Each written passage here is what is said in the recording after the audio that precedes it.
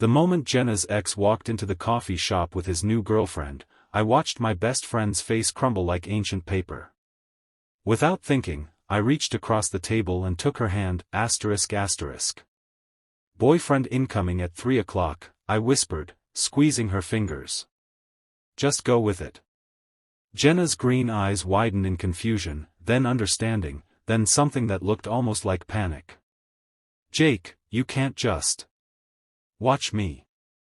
I lifted her hand to my lips, pressing a quick kiss to her knuckles while maintaining eye contact with Marcus as he noticed us. The satisfaction of seeing his smug expression falter was immediate. But as Marcus walked past our table with barely a nod, Jenna pulled her hand away and sat back, arms crossed. Well, that was completely unconvincing. What?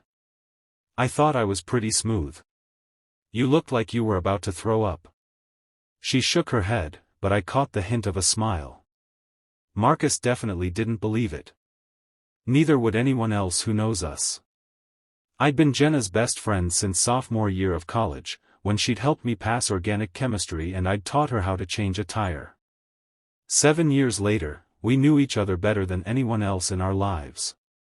The idea of us as a couple had always seemed absurd, like trying to date your own sibling.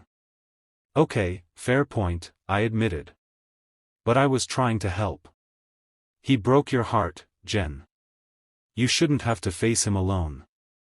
Her expression softened. I know. And I appreciate it. But here's the thing, my entire family reunion is next weekend. Marcus will be there because apparently my cousin Emma didn't get the memo about uninviting your ex-boyfriend. If you're serious about this fake boyfriend thing, we're going to need practice. Because right now, no one will buy it. I hadn't expected that. You want me to come to your family reunion? I want to not spend 3 days fielding questions about why Marcus and I broke up and listening to my aunts tell me I'm getting too old to be single. She leaned forward, her voice dropping. Jake, I'm tired of being the family disappointment. Just this once, I want to show up with someone who actually values me. Even if it's pretend. The vulnerability in her voice caught me off guard. Jenna was the strongest person I knew, the woman who'd built her own graphic design business from nothing, who volunteered at the animal shelter every Sunday, who'd held my hand through my father's funeral without flinching. Seeing her hurt like this made something protective flare up in my chest. Okay, I said. Let's do it. But you're right, we need to practice. That's how I ended up at Jenna's apartment 3 nights later, sitting on her couch while she paced in front of me with a notebook. We need a story, she announced. How we got together, how long we've been dating, all of it. People will ask. How about the truth? We've known each other for 7 years. And suddenly decided to date? That needs explanation. She tapped her pen against her lips, a gesture I'd seen 1,000 times but was suddenly noticing in a different way. What if we say that I called you crying after Marcus dumped me, and you came over, and something just clicked? That's basically what happened, minus the clicking part. Exactly. The best lies are mostly truth. She sat down next to me, closer than usual. Okay, now we need to practice physical contact. Don't look at me like that. Couples touch each other casually.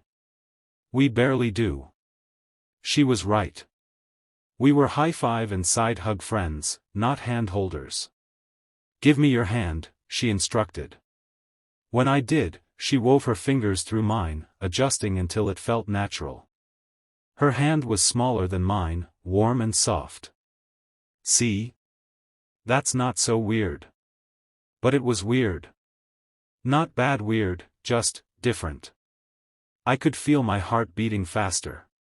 Over the next few days, we practiced everything. How to stand together at social events, his arm around her waist.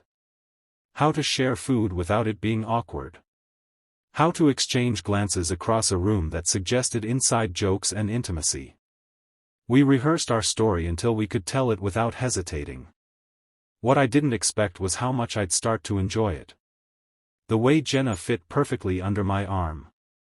How she laughed when I tried to look lovingly into her eyes and crossed them instead.